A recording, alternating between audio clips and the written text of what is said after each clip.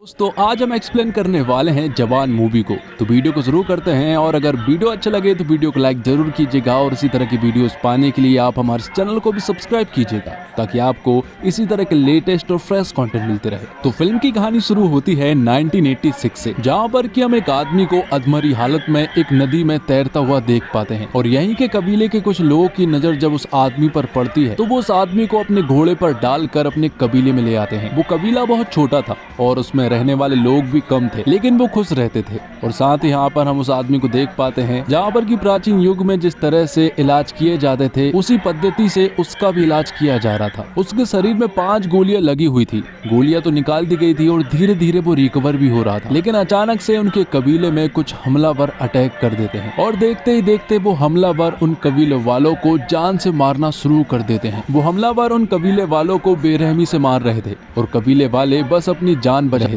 लेकिन तभी एंट्री होती है यहाँ पर उनके मसीहा की, जिसकी उन्होंने जान बचाई थी। अब वही उनका मसीहा बनकर बाहर निकला है और यहाँ पर वो उन सारे हमलावरों को अकेला ही मार गिराता है। वैसे तो वो हमलावर बहुत सारे थे, लेकिन वो अकेला ही सभी को मार डालता है। कबीले वालों को उनका मसीहा तो मिल गया था, लेकिन उस मसीहे को अपना नाम तक नहीं मालूम था, मतलब कि उसकी याददाश्त जा चुकी थी। यहीं पर एक छोटा सा लड़का था जो कि उनसे कहता है कि जब मैं बड़ा हो जाऊंगा तो मैं जरूर पता करूंगा कि आप कौन हैं। जिसके बाद कहानी 30 साल आगे मुंबई में शिफ्ट होती है, जहाँ पर कि हम एक मेट्रो ट्रेन को देख पाते हैं जिसमें कि 376 पैसेंजर थे। सभी लोग अपने किसी न किसी काम से जा रहे थे, लेकिन किसी को क्या मालूम कि ये मेट्रो ट्रेन तो बस हाईजैक होने वाली है। इस मेट्रो ट्रेन में भले ही 376 पैसेंजर थे, लेकिन इन पैसेंजरों में 6 लड़कियां ऐसी थी जो कि इस मेट्रो ट्रेन को हाईजैक कर लेती हैं। किसी ने सोचा भी नहीं था कि ये नॉर्मल सी दिखने वाली 6 लड़कियां उन्हें बंधक बना लेगी। और यहीं पर इन 6 लड़कियों के चीफ को भी दिखाया जा कि मेट्रो ट्रेन के अगले स्टेशन पर इस मेट्रो ट्रेन का इंतजार कर रहा था।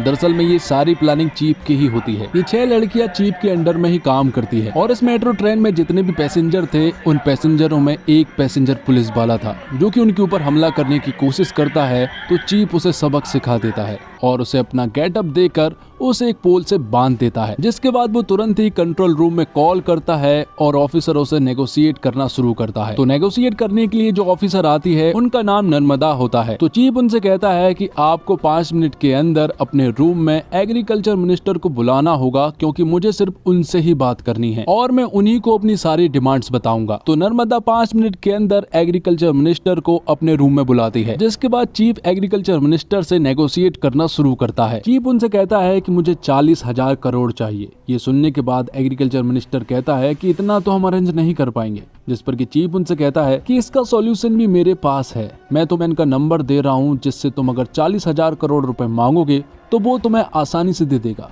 क्योंकि उसकी बेटी मेरे पास है और वो इसी मेट्रो ट्रेन में मौजूद है और उसे प्लानिंग करके ही यहाँ पर लाया गया था। जिसके बाद तुरंत ही काली गायकवाड़ के पास कॉल किया जाता है, जो कि हथियारों का बिजनेस करता है। और जब उसे मालूम चलता है कि उसकी बेटी किडनैप हो चुकी है तो वो 40,000 करोड़ रुपए देने के लिए मान जाता है और वो तुरंत ट्रांसफर भी कर देता है। जिसके बाद अगले स्टेशन पर मेट्रो ट्रेन रुकने वाली थी, तो यहाँ पर नर्मदा अपनी पूरी की पूरी टीम लेकर वहाँ पहुँच जाती है। लेकिन उससे पहले चीफ के साथ ही काम करने वाली कल्कि की एक फ्लैशबैक स्टोरी सभी को सुनाई जाती है। कल्कि के पिता ने बैंक वालों से 40,000 का लोन लिया था, लेकिन वो उसे नहीं चुका पाए और वो धीरे धीरे करके बढ़कर 2 लाख हो गया था। तब बैंक वाले कल्कि के पिता को परेशान करने लगे और यहाँ तक कि उसे मारने भी लगे। कल्कि के पिता पैसा लौटाने में पूरी तरह से असमर्थ थे। तभी उनकी नजर पड़ती है एक पोस्टर पर, जिस पर लिखा हुआ था कि आत्महत्या करने पर उसकी फैमिली वालों को ₹1 का मुआवजा दिया जाएगा। और ये पढ़ने के बाद उनके पास कोई और चारा नहीं था। तब कल्कि के पिता ने एक पेड़ से झूलकर आत्महत्या करने का फैसला कर लिया था। ये देखकर कल्कि पूरी तरह से टूट जाती है। उसे बहुत ज्यादा गुस्सा आया था और उसने बैंक के मैनेजर का सर फोड़ दिया था, जिस वजह से उसे जेल हो गई थी। तो आगे हम देखते हैं कि नर्मदा अपनी पूरी पुलिस फोर्स के साथ अगले स्टेशन पर मौजूद थी। यहाँ पर चीफ भी पूरी तरह से तैयार थे और पैसेंजर में जितने भी लोग थे और जिन लोगों ने कल्कि की स्टोरी सुनी, वो सुनने के बाद अब सभी लोग चीफ का साथ देने के लिए मान गए थे और सभी ने चीफ वाला मास्क भी पहन लिया था, जिस वजह से नर्मदा की टीम किसी को भी नहीं पकड़ पाई और चीफ की पूरी टीम यहाँ से आसानी से निकल गई।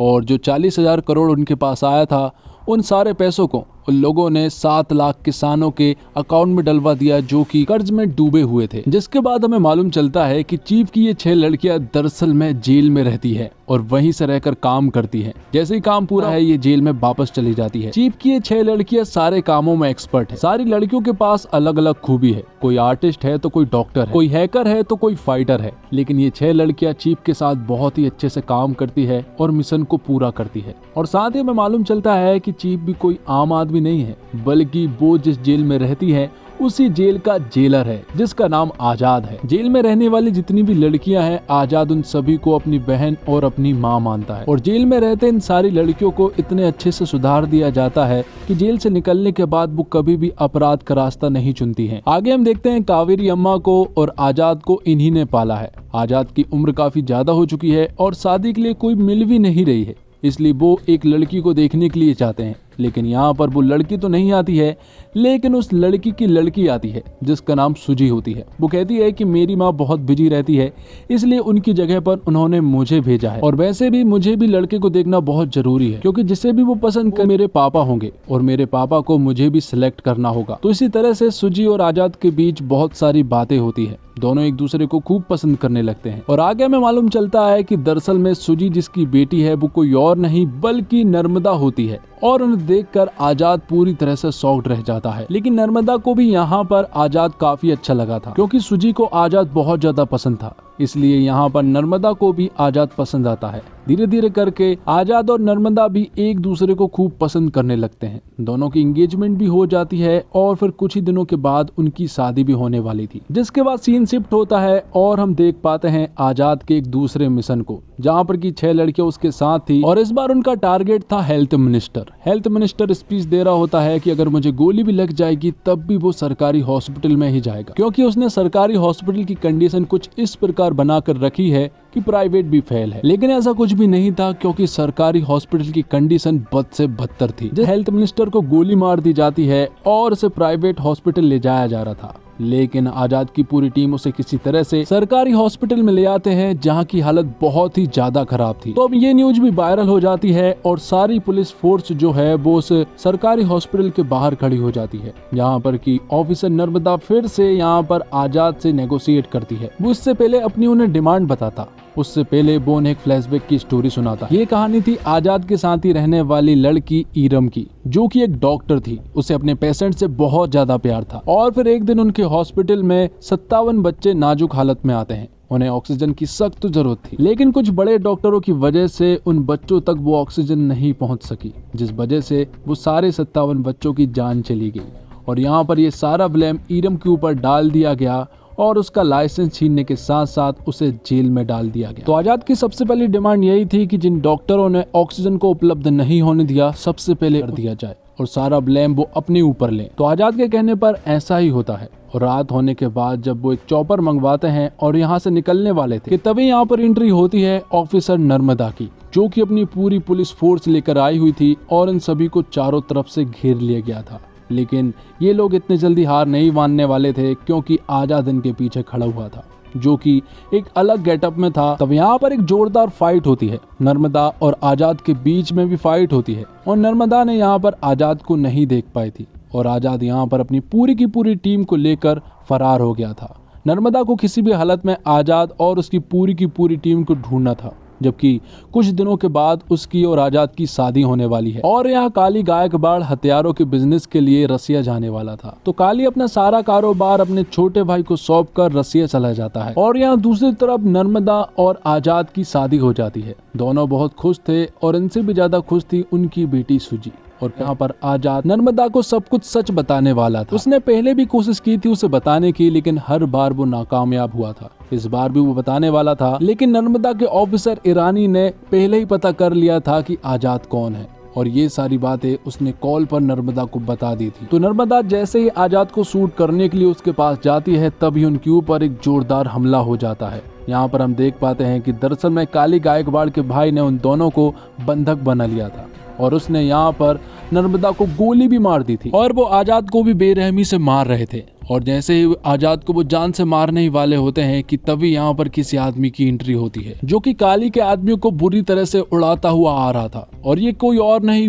बल्कि आजाद की तरह दिखने वाला ही एक आदमी था और जो कि आजाद के पिता है और उनकी भी एक बैक स्टोरी है। और काली के भाई के पूछने पर वो उन्हें बताते हैं कि मेरा नाम विक्रम राठौर है। और यहाँ पर आते से ही वो बुरी तरह से मारने लगते हैं और अपने बेटे और नर्मदा को बचा लेते हैं। बात दूसरी तरफ हम देखते हैं काली को जो कि रसिया में हथियारों की डीलिंग कर रहा था। वो यहाँ पर बहुत सारे देशों के कुछ मेंबर्स थे, उनसे कह रहा था आप आपके देश में फैक्ट्री खोलोगे तो आपके देश के लोग ही प्रोटेस्ट करके आपकी फैक्ट्री को बंद करवा देंगे, लेकिन इंडिया इसके लिए पूरी तरह से सेफ है और वहाँ सब कुछ कब्जे में करने के लिए हमें चाहिए होगी वहाँ की सरकार और वहाँ का जीतना होगा चुनाव और उसके लिए चाहिए होगा ढेर सारा पैसा। मैं 20% देने के लिए राजी हूँ। और यहीं पर एक बहुत बड़ा विलन था, वो कह रहा था कि मैं 80% देने के लिए राजी हूँ। तभी यहाँ पर काली को मालूम चलता है कि उसके छोटे भाई को आजाद ने मार दिया है और ये देखकर वो पूरी तरह से शॉक्ड रह जाता है। यहाँ दूसरी तरफ नर्मदा को किसी भी हालत में आजाद के बारे में पता करना था क्योंकि उसने उसका और उसकी बेटी का दिल तोड़ा है, इसलिए ईरानी के साथ प्लानिंग करके वो जेल में जाना चाहती है और इन 6 लड़कियों के द्वारा आजाद के बारे में सब कुछ पता करना चाहती है।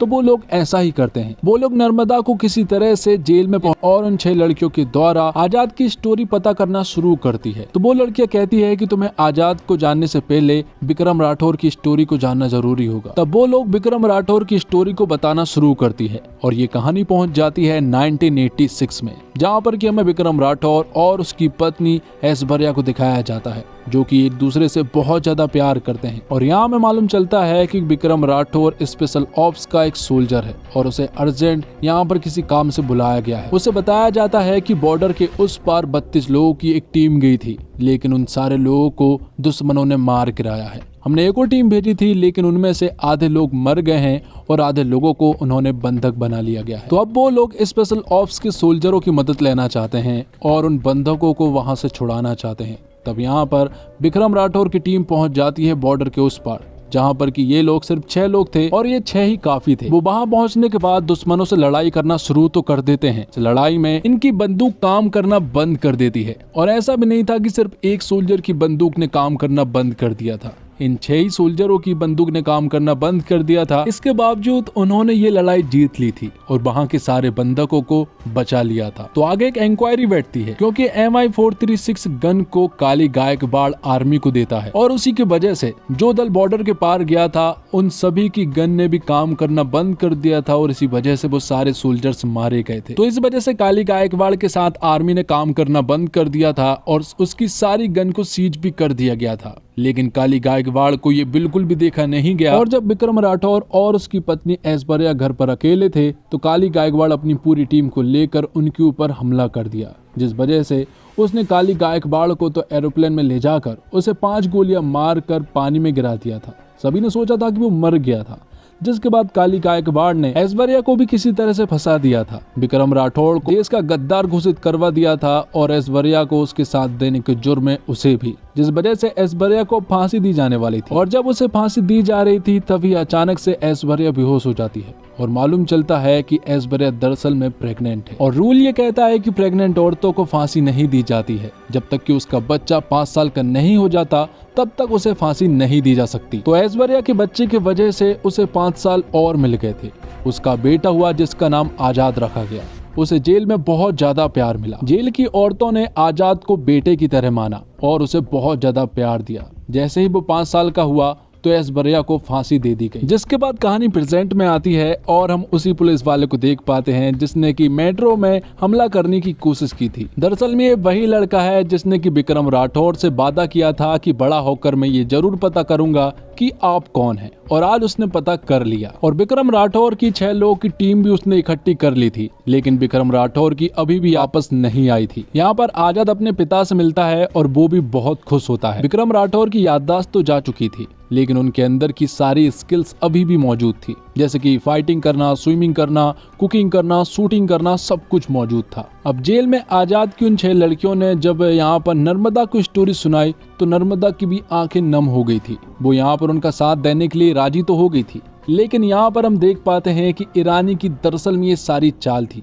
क्योंकि ईरानी जो है वो यहाँ पर काली के लिए काम करता है और पल पल की न्यूज उसे देता था। तो ईरानी आजाद की उन 6 लड़कियों के साथ साथ यहाँ पर नर्मदा को भी मारने वाला था और साथ ही सुजी को भी। लेकिन वहां पर आजाद के पिता विक्रम राठौर सुजी को बचा लेते हैं और यहाँ दूसरी तरफ आजाद यहीं पर आकर इन सारी लड़कियों को भी बचा लेता है। क्योंकि ये जेल उसी का था, इसलिए यहाँ की सारी औरतों ने आजाद का साथ दिया और ईरानी को मार गिराया। लेकिन उससे पहले ईरानी ने इन 6 लड़कियों में से एक लड़की को गोली मार दी थी, लक्ष्मी था, और यहाँ पर काफी कोशिश की थी उसे बचाने की, लेकिन वो उसे नहीं बचा पाए। आगे हम देखते हैं कि आजाद एक प्लान बनाता है, क्योंकि काली गायकवाड़ का ढेर सारा पैसा कंटेनरों से भरकर आने वाला था। उसे किसी तरह से अपने कब्जे में करना था और काली गायकवाड़ को रोकना था। इसलिए वो पूरी की पूरी टीम को लेकर पहुंच जाता है और उनसे सामना करने लगता है। विक्रम राठौर की पूरी टीम को उसने कह दिया था कि आप दूर रहना, क्योंकि हम संभाल लेंगे। लेकिन यहाँ पर सिचुएशन आउट ऑफ कंट्रोल हो रही थी।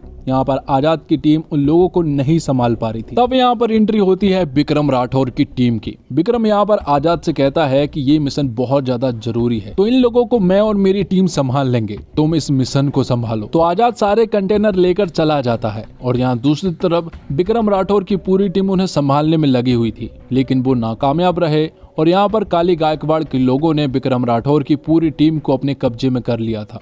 विक्रम राठौर को यहाँ पर काली गायकवाड़ बुरी तरह चर कर रहा था। लेकिन तभी एक न्यूज आती है कि आजाद ने जेल की 6000 लड़कियों को बंधक बना लिया गया है और अगर उसकी डिमांड पूरी नहीं की गई तो वो इन सारी लड़कियों को मार देगा, जबकि वो तो इसी जेल का जेलर है और वो उनका कुछ भी नहीं करने वाला। और इस बार नेगोशिएट करने के लिए आते हैं सीनियर ऑफिसर माधवन नायक, जिनका रोल प्ले किया है संजय दत्त ने। तो आजाद को अपनी डिमांड के रूप में हेड ऑफ स्टेट का साइन चाहिए था और उसे ये साइन बहुत आसानी से मिल जाएगा, क्योंकि 6000 लड़कियां उसके कब्जे में हैं और साथ ही देश की चुनाव की सारी ईवीएम मशीन भी उसी के कब्जे में है। तो जैसे ही हेड ऑफ स्टेट साइन करते हैं तो सबसे पहले यहाँ पर वो उन फैक्ट्रियों को बंद करवाता है जो कि एनवायरनमेंट को नुकसान पहुंचाते हैं, और आधी से ज्यादा फैक्ट्री दरअसल में काली गायकवाड़ की होती है। ये सारी चीजें होती है कि तभी यहाँ पर काली गायकवाड़ आ जाता है। वो जेल में एक दूसरे रास्ते से पहुंच गया था, उसके हाथ में गन थी और वो गन लगी हुई थी विक्रम राठौर के माथे पर। जैसे यहाँ पर काली फायर करता है तो वो फायर नहीं, और इसी तरह खाली चलने वाली गन की वजह से विक्रम राठौर की याददाश्त वापस आ जाती है, जिसके बाद तो आजाद और विक्रम राठौर मिलकर काली की पूरी गैंग का सामना करते हैं और उन सभी को बेरहमी से मार गिराते हैं। और क्लाइमैक्स के कुछ एक्शन सीक्वेंस बहुत ही कमाल के थे। दोनों ने मिलकर जब काली गायकवाड़ के लोगों से फाइट करना शुरू किया तो पूरा थिएटर गूंज उठा, और साथ ही जवान 2 का एक छोटा सा हिंट भी दिया है, जहाँ पर कि उसका अगला मिशन स्विच बैंक का है। और साथ ही हमें ये भी बताया जाता है कि इन सारे मिशन में माधवन नायक पहले से ही आजाद के साथ मिला हुआ था। फिल्म में कई सब ऐसे प्लॉट है जिनसे मिलकर पूरी कहानी बनाते हैं। इन छोटे छोटे हिस्सों में कई ऐसी चीजें हैं जो आपको अखबारों में मिलती है। कर्ज में डूबे किसानों की आत्महत्या, लोगों की हेल्थ से खिलवाड़, जिंदगियों और पर्यावरण को जहरीला बनाती इंडस्ट्रीज को बेधड़क काम करने की इजाजत। फिल्म की कहानी भ्रष्टाचार के उस लेवल को भी दिखाती है जहां खराब हथियार लिए सेना के जवान दुश्मनों की जान गंवा देते हैं। नर्मदा के साथ साथ बाकी महिला किरदारों की कहानी उन्हें मजबूत दिखाने की बजाय उन्हें बहुत मजबूत बनाती है। और शाहरुख खान के किरदार को एटली ने अपने ट्रेडमार्क स्टाइल में स्क्रीन पर बहुत ग्रैंड प्रेजेंस दी है। अनिरुद्ध के जानदार म्यूजिक के साथ इन किरदारों को वो एलिवेशन मिलता है जो हीरो की रियलिटी से नहीं, सिनेमा स्क्रीन से भी बड़ा बना देता है। और शाहरुख खान के एक्शन सीन पूरी फिल्म में शुरू से अंत तक हर थोड़ी देर में आपको मिलते रहते हैं। फिल्म की शुरुआत में ही 10 मिनट का एक सीक्वेंस है जिसमें कहानी का हीरो ऐसे ट्रीट किया गया है जैसे कि वो सुपर हीरो हो, जबकि एक्शन करते हुए वो अपने फाइटर वाले स्किल्स जिस तरह से डेवलप करता है वो उसे सुपर ह्यूमन बनाते हैं।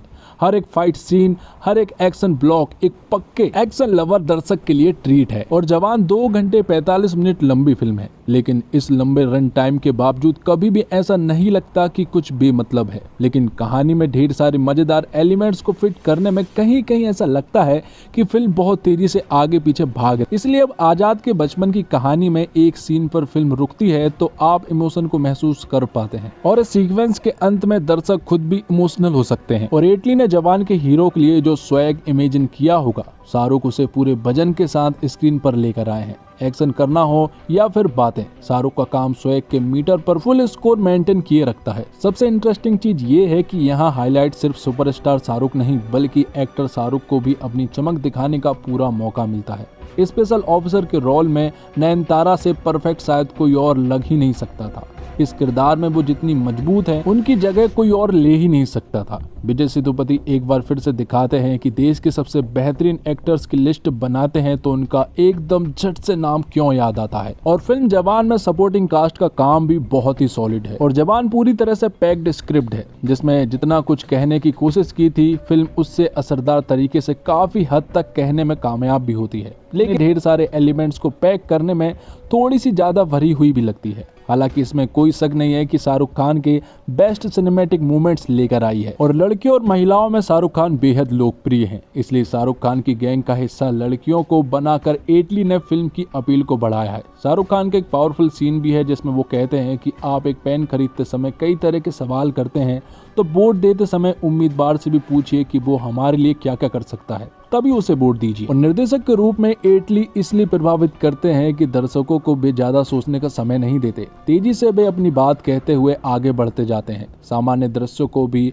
उन्होंने लार्जर स्केल दिखाया है, लेकिन ये सीन इतने इंटरेस्टिंग है कि एटली द्वारा जरूरत से ज्यादा सिनेमेटिक लिबर्टी लेने वाली बात पीछे छूट जाती है। और दक्षिण फिल्म मेकर मसाला फिल्म बनाने में क्यों आगे है ये एटली के काम में नजर आता है। उन्होंने समय समय पर इमोशन पैदा किया है, ठीक जगह गाने रखे और फिल्म एक्शन पर सवार है, लेकिन एटली मास मूवमेंट्स क्रिएट करने में सफल रहे हैं। और इंटरवल के बाद फिल्म का ग्राफ कुछ मिनटों के लिए नीचे आता है, लेकिन गाड़ी को पटरी पर आने में ज्यादा देर नहीं लगती। शाहरुख खान फुल फॉर्म में नजर आए हैं। उनके अलग अलग लुक्स, एटीट्यूड, डायलॉग डिलीवरी उनके स्टारडम को उभारते हैं। शाहरुख के सारे प्लस पॉइंट को निर्देशक एटली ने पेश किया है और पूरी फिल्म में शाहरुख का दबदबा नजर आता है। नयनतारा बेहद खूबसूरत नजर आई है और शाहरुख के साथ उनकी केमिस्ट्री अच्छी लगती है। उनके किरदार के तीखे तेवर नयनतारा के अभिनय में नजर आते हैं और एक्शन सीन्स भी उन्होंने काफी सफाई के साथ किए हैं। और बात करें विजय सेतुपति की तो विजय सेतुपति विलन के रूप में अपनी छाप छोड़ते हैं। वे प्यारे विलन हैं, लेकिन अपनी एक्टिंग के जरिए किरदार को वो इस तरह से पेश करते हैं कि दर्शक उन पर कोई रहम नहीं करना चाहते। उनकी डायलॉग डिलीवरी अलग किस्म की है। दीपिका पादुकोण और संजय दत्त स्पेशल अपीयरेंस में फिल्म की स्टार वैल्यू में इजाफा करते हैं। दूसरे कलाकारों को ज्यादा अवसर नहीं मिले, जिससे प्रिया मणि, सान्या मल्होत्रा, सुनील ग्रोवर जैसे कलाकार भी साइडलाइन पर खड़े दिखाई देते हैं। अनिरुद्ध द्वारा गीत ब्रत एक दो गीत ठीक है, लेकिन बैकग्राउंड म्यूजिक फिल्म की अपील को बढ़ाता है। सिनेमेटोग्राफी लाजवाब है, एडिटिंग शानदार है और प्रोडक्शन वैल्यू रिच है। टेक्निकल डिपार्टमेंट्स का काम ऊंचे दर्जे का है। जिस मासी और पैन इंडिया सिनेमा की बात होती है, उस अपील को जवान ज्यादातर समय उचित ठहराती है। तो फिल्म का फर्स्ट हाफ बेहद ही कसा हुआ और बहुत सारे सरप्राइज से भरा हुआ है। फिल्म में कई सारे ट्विस्ट एंड टर्न है और यही वजह है कि आपको कहीं भी कहानी में बोरियत महसूस नहीं होगी। पहले ही सीन से आपको बांधे रखती है और फिल्म के हर एक हिस्से में सरप्राइज है जो आपके भीतर अब आगे क्या होगा वाली उत्सुकता को बनाए रखते हैं। फिल्म सिर्फ एक कहानी में नहीं चलती, बल्कि छोटे छोटे हिस्से में कई कहानियां हैं। एक सवाल जो फिल्म की रिलीज से पहले सामने आया था कि कई सारे कलाकारों को आप कब देखेंगे और कब मिस कर देंगे, ये पता ही नहीं चल पाएगा, क्योंकि इस फिल्म में बहुत सारे एक्टर्स हैं। लेकिन जवान में इन एक्टर्स के साथ ही दीपिका पादुकोण और संजय दत्त जैसे सरप्राइज फैक्टर भी हैं और सभी को देखने में मजा आता है। अगर आप पठान में शाहरुख का एक्शन देखकर खुश हुए हैं तो बता दूं, वो तो सिर्फ टीजर था। पिक्चर अभी बाकी है मेरे दोस्त, और वो पिक्चर आपको जवान में दिखेगी। फिल्म के एक्शन सीक्वेंस बेहतरीन है। वही बैकग्राउंड म्यूजिक के एटली मास्टर हैं। उन्हें अच्छे से पता है कि यही वो सबसे अहम चीज है जो सिनेमा हॉल में बैठे दर्शक के मूड को बना और बिगाड़ सकती है। निर्देशक एटली मासी इंटरटेनर फिल्मों के बादशाह हैं और उन्होंने जवान में वही बादशाह दिखाई है। फिल्म का एक्शन हो या फिर उसकी कहानी और इमोशनल सीन को दर्शाने का तरीका, साउथ की फिल्म का अपना एक रॉ एंड रस्टिक स्टाइल है जो उत्तर भारत के दर्शकों को खूब पसंद आ रहा है। जवान में वही अंदाज देखने को मिलता है। और निर्देशन की बात करें तो एटली की यह फिल्म हर तरह से मसालेदार है, मगर निर्देशक ने उसमें 30 साल का लिप लेकर उसे आज के दौर के मुद्दे से जोड़ा है। किसानों की दुर्दशा और आत्महत्या का मुद्दा हो या फिर सरकारी अस्पतालों की बदहाली, आम आदमी सिस्टम के कुचक्र में कैसे फंसता है, इसे एटली ने एक्शन में परोसा है। फिल्म में दो कहानियां समांतर ढंग से चलती है, जिसमें शाहरुख खान नयनतारा वर्तमान में और शाहरुख दीपिका अतीत में। हालांकि एटली की फिल्म में कई टर्न और ट्विस्ट हैं, इंटरवल का पॉइंट भी दिलचस्प है, मगर कई जगह पर निर्देशक सिनेमैटिक लिबर्टी लेने से नहीं चूके। कहीं कहीं पर फिल्म मेलोड्रामिक भी होती है, मगर किरदार उसे निभा ले जाते हैं। किसान का बेबस होकर फांसी लगाने का दृश्य हृदय बेदारक है। रोंगटे खड़े कर देने वाले दृश्य में देश दुनिया से एक साथ आए 6 एक्शन निर्देशकों का जलवा साफ मालूम पड़ता है। और एटली द्वारा लिखित पटकथा आकर्षक और मनोरंजक है। हाँ, फिल्म का रन टाइम लंबा 2 घंटा 45 मिनट है। बेटे को हाथ लगाने से पहले बाप से बात कर मच्छर मारने की 5 घंटे चलने वाली कॉइल के बारे में आप इतनी पूछताछ करते हैं, मगर 5 साल चलने वाली सरकार से कोई नहीं पूछताछ करता। जैसे सुमित अरोड़ा के लिखे संवाद सीटी मार साबित होते हैं। और प्री क्लाइमेक्स जनता को सही सरकार चुनने के संदेश के साथ आगे बढ़ता है और क्लाइमेक्स गाने के साथ में सीक्वल का इशारा भी मिलता है। संगीत की बात की जाए तो जिंदा बंदा चलिया जैसे गाने भी चार्ट बस्टर हो चुके हैं। और एडवांस बुकिंग की सुनामी ही नहीं, बल्कि ऑडियंस के रिएक्शन भी बता रहे हैं कि ये हर तरह से शाहरुख खान की फिल्म है। पिता पुत्र के डबल रोल में से एसआर के पूरी फिल्म में छाए हुए हैं।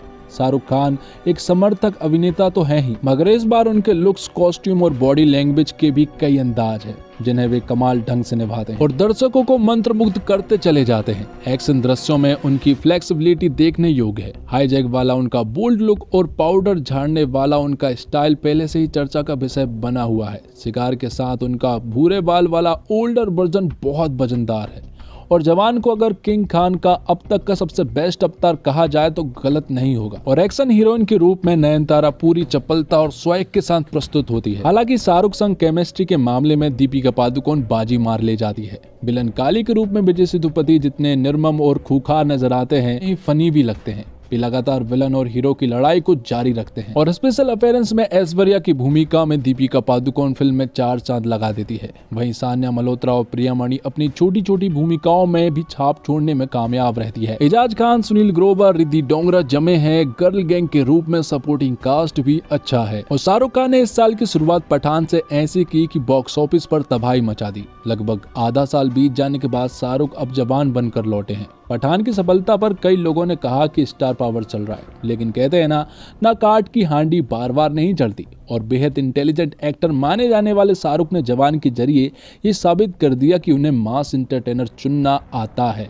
अपनी इस साल की दूसरी रिलीज के जरिए शाहरुख एक ऐसी फिल्म लेकर आए हैं जो सही मायने में जनता की मसाला एंटरटेनर है। शाहरुख खान, नयनतारा और विजय सेतुपति स्टारर इस फिल्म के जरिए साउथ की निर्देशक एटली ने एक बढ़िया फिल्म सामने परोसी है, जिसमें सब कुछ सिर्फ शाहरुख खान के कंधों पर नहीं बल्कि फिल्म का करिश्मा भी को खूब देखने को मिलेगा।